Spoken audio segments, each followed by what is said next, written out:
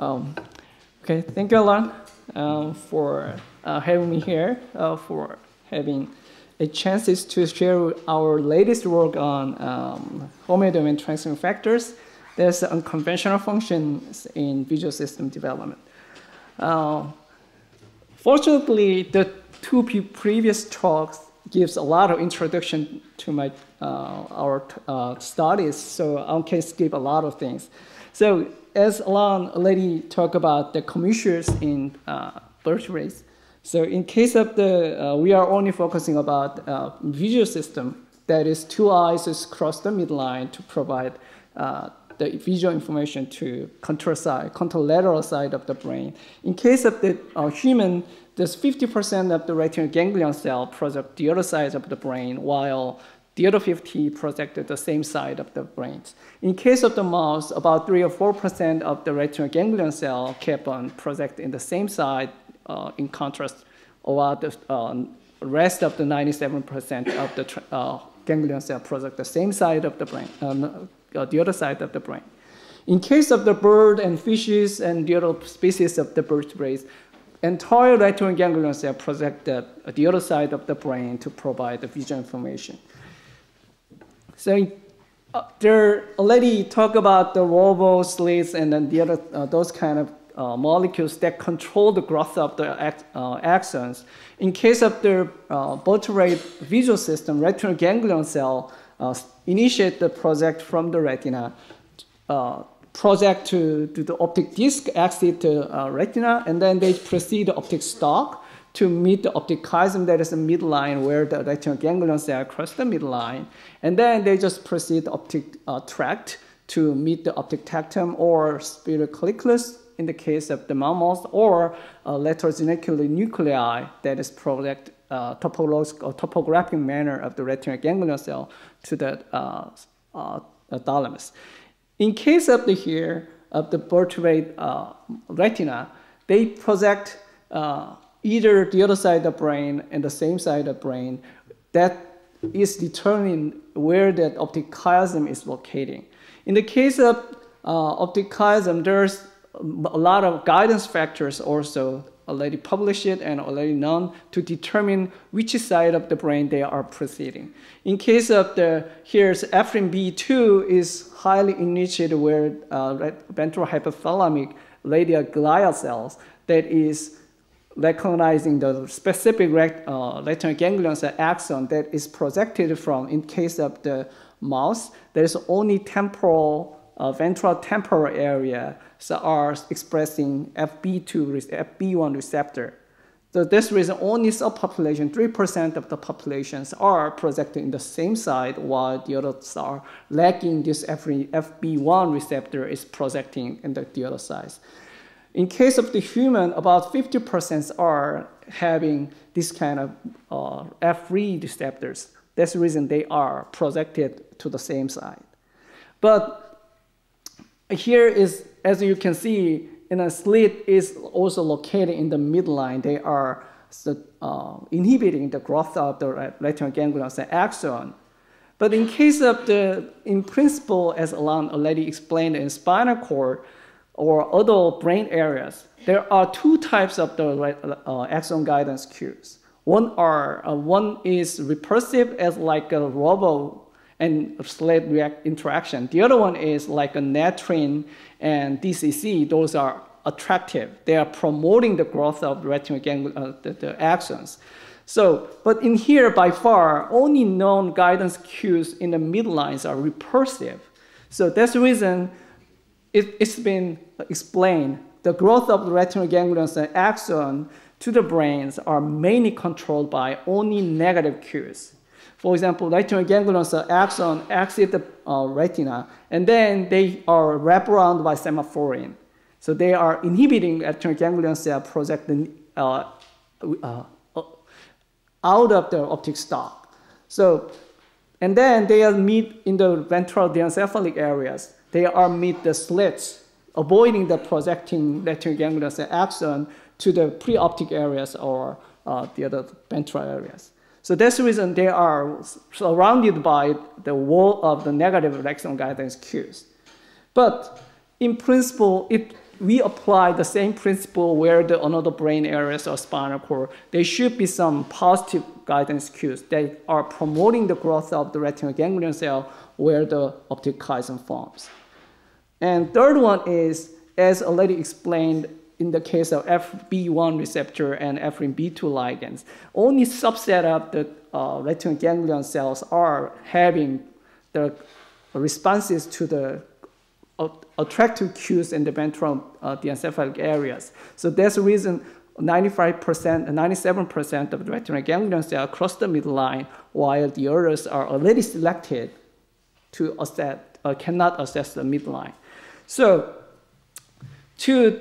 by far, known as we apply the common principle of this midline crossing of the retinal ganglion cell, so we always learn from the other system like a spinal cord. In the case of the spinal cord, natrin 1 is highly enriched floor plate where those are commission neurons cross the midline.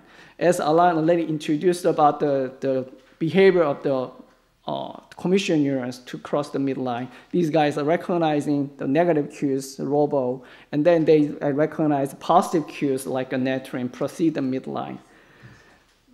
But in the case of the retinal ganglion cell projecting areas, there's no natrin expression in the midline where the optic chiasm forms. And furthermore, natrin and DCC interaction is very important for repulsing the retinal ganglion cell got to ectopic projection to the brain. So that means there is an opposite behavior where the spinal commission neurons recognizing natrin and DCC. And the other guidance cue is enriched in the ventral floor plate of the spinal cord is sonic hedgehog. Sonic hedgehog cooperate the natrin to attract the commission neurons to the midline. But unfortunately, in the case of the retinal ganglion cell projection, sonic hedgehog also plays a negative cues for the growth of the retinal ganglion cell axon.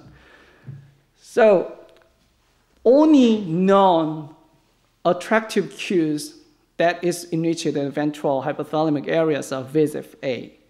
But that's the reason VEGF-A, as you can see, is consistently expressed ventral midline of the hypothalamus. But these guys are not sufficient to attract every retinal ganglion cell to the midline. Once you lose VEGF-A, they are still significant numbers of the retinal ganglion cells project the midline and cross the midline. So that means nothing has been known about those playing low like natrin and sonic hedgehog in the ventral floor plate of the spinal cord. We even work on the transcription factor named the ventral anterior homeobox, VEX. In case of the VEX1, there is a very significant phenotype of the commissure structures. All commissures are lacking in VEX1 knockout forebrain regions. Corpus callosum and anterior commissures and hippocampal commissures and hypothalamic commissures, all forebrain-derived commissure structures are lacking because VEX1 is highly enriched at ventral midlines of the forebrain. So it is not only observed in mouse cases, a human patient who has a homozygote mutation of the VEX1 also lacking every commissures in the forebrain. So in the case of the retinal ganglion cell can project correctly, and they can exit from the eyes and proceed to surround the ventral diencephalon, but they stop there. They can move toward the midline. So, but interestingly, VEX1 is not expressed in any of the retinal cells. They are only expressed where retinal ganglion cells project. They are enriched with optic stalk, and they are enriched with ventral hypothalamus. So that means they may regulate the projection of the retinal ganglion cell, not non-autonomous manner. So as that circumstance, we just to check about the expression of the what types of the cells express VEX1 in the ventral hypothalamus.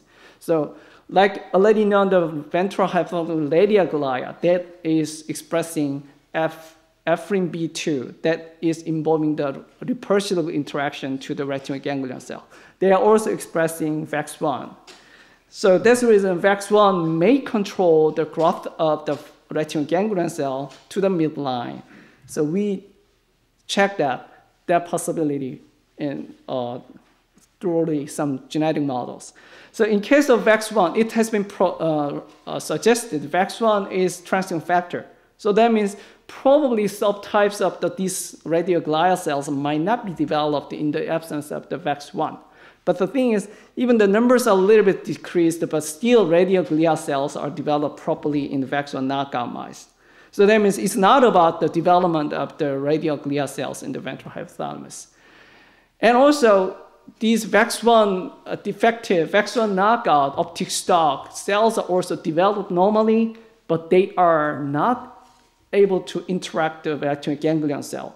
So that means they are, the VAX1 is dispensable for the development of the optic stalk cells and also the ventral hypothalamic radioglial cells. They are regulating growth of the retinal ganglion cells. So it is also, we check about whether retinal ganglion cells respond differently, ventral hypothalamic cells that is expressing VAX1 or not. In conclusion, VAX1 knockout retinal ganglion cells still project toward the ventral hypothalamus, while VAX1 knockout ventral hypothalamus cannot attract wild-type retinal ganglion cells. So that means VAX1 regulate that retinal ganglion cell projection toward the ventral hypothalamus by secreting something. That might be some transcription target of the VAX1. So that's the reason we established a system that identified downstream target of VAX1 that may regulate the attraction of the retinal ganglion cell toward the midline. So we overexpress wild-type VAX1 and transcription inactive forms of the VAX1 in the COS7 cells, and then put the co-culture of the retinal explant, and these are preferentially attract the retinal ganglion cell toward the COS7 cell, in contrast untransfected COS7 cells. But very interestingly, transcription inactive forms of VAX1 also able to attract the retinal ganglion cell axon to the source. So that means probably VAX1 regulate the retinal ganglion cell axonal growth to the midline independent of transcription activity. And how they can do, because VAX1 is a transcription factor, that means it is totally unexpected things. And the other thing is, VAX1, we express only COS7 cell, because I already mentioned VAX1 is not expressed retinal cells and also retinal ganglion cell. But VAX1 protein can be detectable in retinal ganglion cell axon, indifferent from the untransfected cell. So that's the reason we check whether these cells, these VAX1 proteins obtained from this COS7 cell expressed VAX1. We isolate the growth medium of the COS7 explant cell aggregates and then detect that VAX1 proteins are present in the medium. That was VAX1 is located in the medium, and also mutant forms of the VAX1 is located in the medium. And then we test whether the secreted VAX1 can move into retinal ganglion cell axon. We establish in vitro system co-culture with one cell that is expressing VAX1, the other one is expressing beta-actin GFP.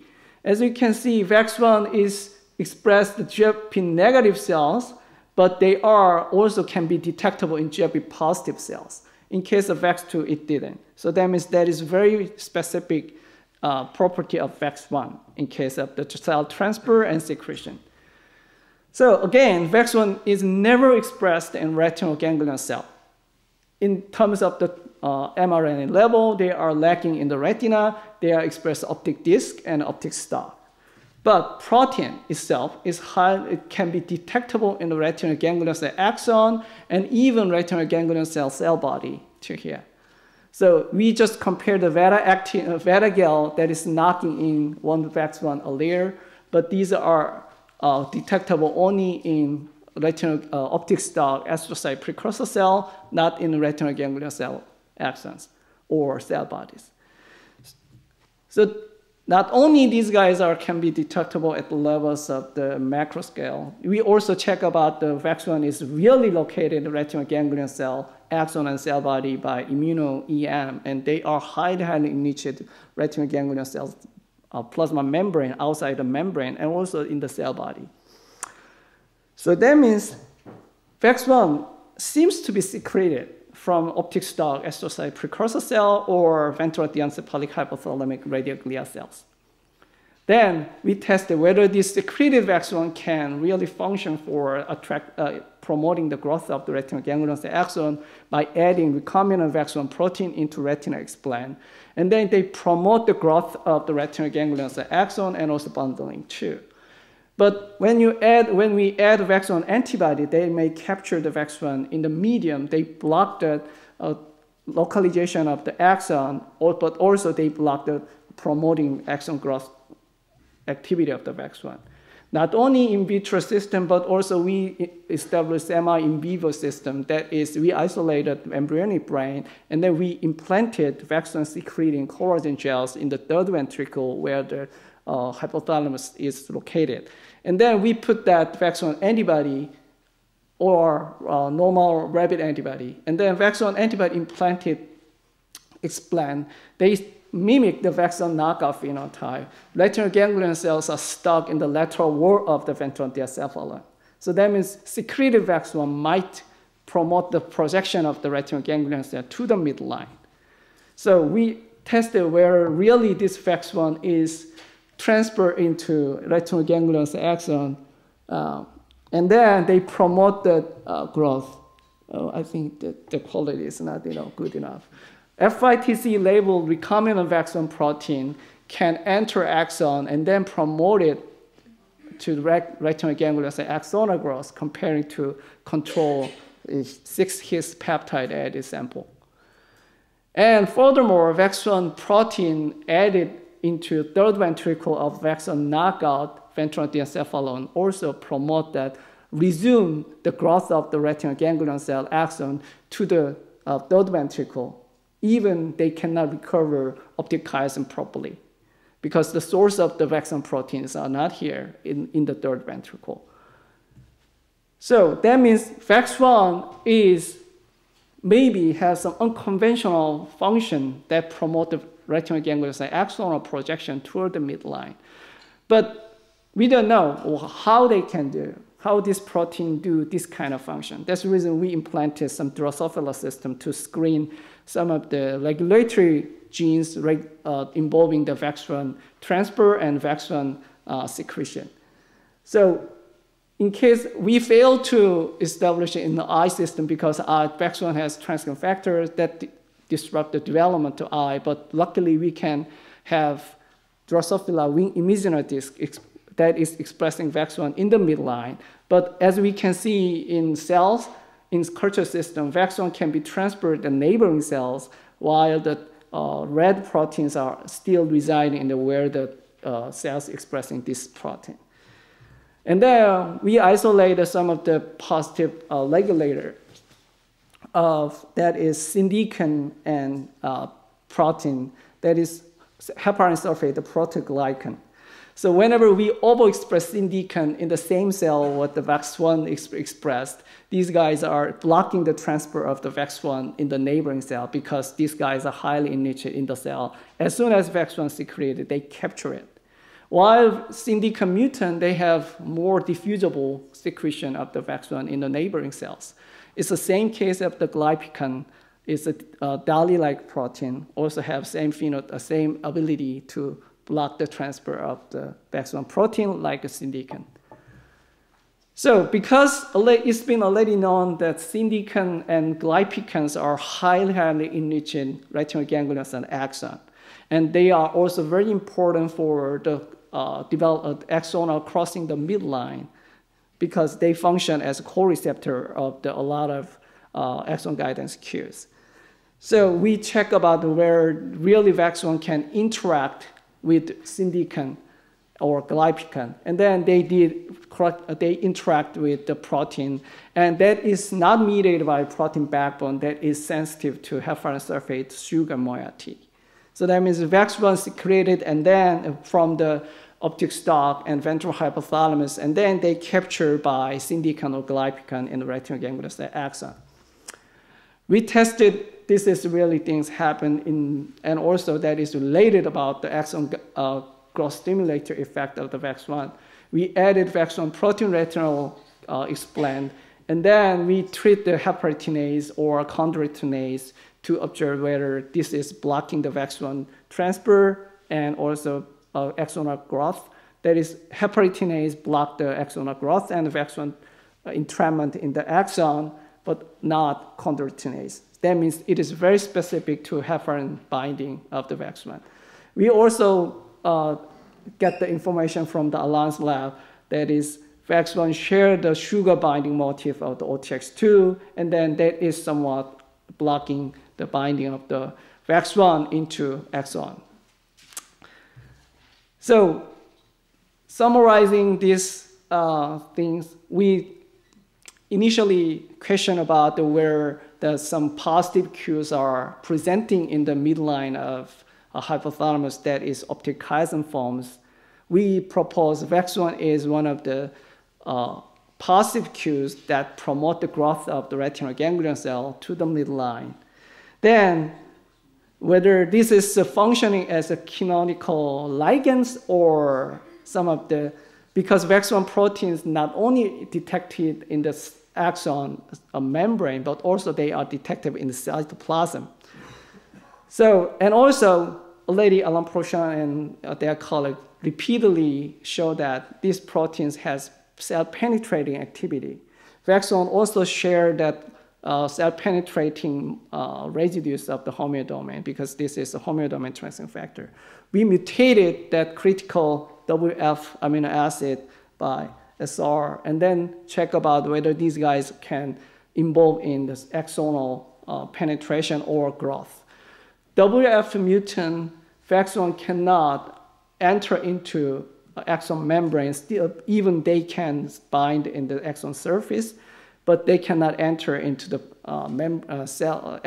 exoplasm. So that means penetration of VAX1 into exoplasm is more important for promoting the growth of the axon. Sorry.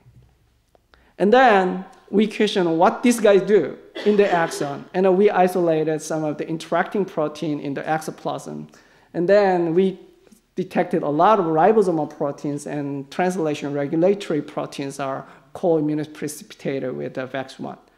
So it's also already proposed Alain's lab and Christine Holtz about the function of the ingrail. That is another penetrating transcription factor for regulating translation, for regulating the axonal response of the axon guidance cue. So we check about whether this axon trapped VAX1 can regulate the translation of the axon. We adopt the click chemistry that detecting the synthesis of the protein in the axon.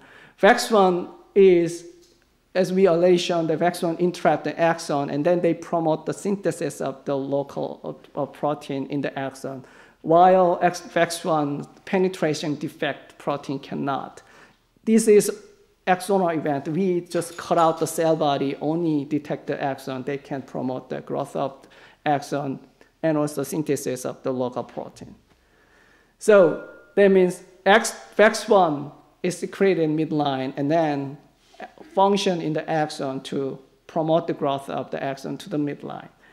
And then we also question, this is also follow some common principle of the ventral spinal cord as natrin attract the commission neuron while slit is antagonizing the growth of this axon to the midline. And also slit receptor robo also interact with heparan sulfate proteoglycan, and also slit can interact by heparan sulfate proteoglycan for triggering that repulsive response. So we added VAX1 and slit by concentration dependent manner, and then check about whether they have antagonizing activity.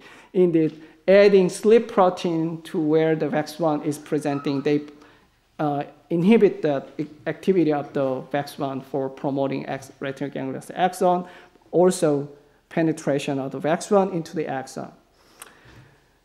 And not only in vitro, but also robo-FC adding into the third ventricle of the retinal slab promote that regrowth of the retinal ganglion axon to the midline.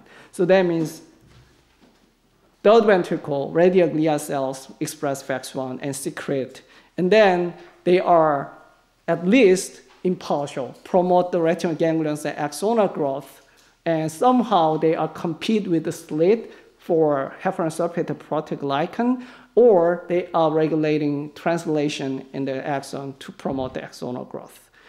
So after we found this some unexpected activity of the transcription factor, we initiated a collaboration with Alain Prochiantz for, is there any other homeodomain transcription factors that behave like this? Although he already shown the very beautiful works on Ingrailed and OTX2 and PAX6, we do more systematic in vitro screening system analyzing secretion property of the 172 human homeodomain transcription factor. And then at least about 60% of homeodomain transcription factors have secreted activity in at least one cell types. But still about 40% cannot be secreted. So that means, but all these guys include the homeodomain. So that means homeodomain itself is not determinative. It's determinative, but it's not sufficient for secretion. Later, extra domain of the transcription factor may determine the secretion property. That means it is a matter of the structure of the protein. And also we tested about the transfer property of the desecreted protein, and most of them have transfer activity in the neighboring cells. Like these red cells are, we use the transcription factor cDNA with the RS, the GFP, and then these red only cells don't express GFP, but they have only the proteins are located in the cell. We validated already known homeodomain transcription factor like Ingrailed, OTX2, and PAX6. They behave like this. Ingrailed and PAX6, they are secreted every cell types, while OTX2 and VAX1 is only 1 or 2 cell types secreted. And then we also started some of the in vivo validation of this candidate protein by using that reporter mice. Either they have knock-in of the GFP in one allele or back clones that is expressing GFP under regulation of this gene promoter. One of the examples is PROX1 that is highly enriched in retinal bipolar cell, horizontal cell, and some types of the amacrine cells. But only GFP is detectable by bipolar cell and horizontal cell, not amacrine cells. That is suggesting amacrine, including PROX1, might be obtained from neighboring cells. And in using similar system, we also detected some of the OTX2 in some type of the retinal bipolar cells only is obtained from neighboring cells, like here. This is a type 2 off-cone bipolar cell that is expressing recovering. All recovering positive cells are OTX positive but GFP negative. So that means I don't show more details about that. OTX2 is secreted and then taken on by these bipolar cells. And then they even move to the mitochondria as well as nuclei. In the mitochondria, they just protect the mitochondria to protect these cells from the death. That's the reason it might be related about the loss of heterozygosity in human patient. In human patient, there's a variety of the different phenotypes. One are losing eyes if heterozygotic loss of the OTX2, but some are only the visual loss is progressing. And majorities are defected by bipolar cell responses. It is also observed in case of OTX2 heterozygote mice, they have reduced the B wave response that is responsible for bipolar cell. And then we injected OTX2 protein in one eye and then compared to the other eye of the OTX2 heterozygote mice.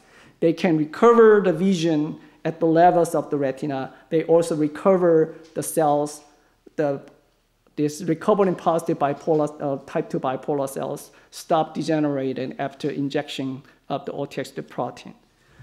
So that means these proteins expressed in neighboring cells can enter into neighboring cells, do very different functions. As like a VAX1, they can promote the growth of the axon. In case of the OTX2, they protect the cells from the degeneration. So that means probably rest of this more than 30 homeodomain transcription factor we identified to be secreted may have function in vivo in different manner. So VAX1 works mostly done by Nam-seok Kim, who is now postdoctoral fellow in Alain Prochiantz lab. And then the screening works done by Eun-jung Lee, and then OTX work done by Hyung-tae Kim. And I have a lot of support from my collaborators. Thank you.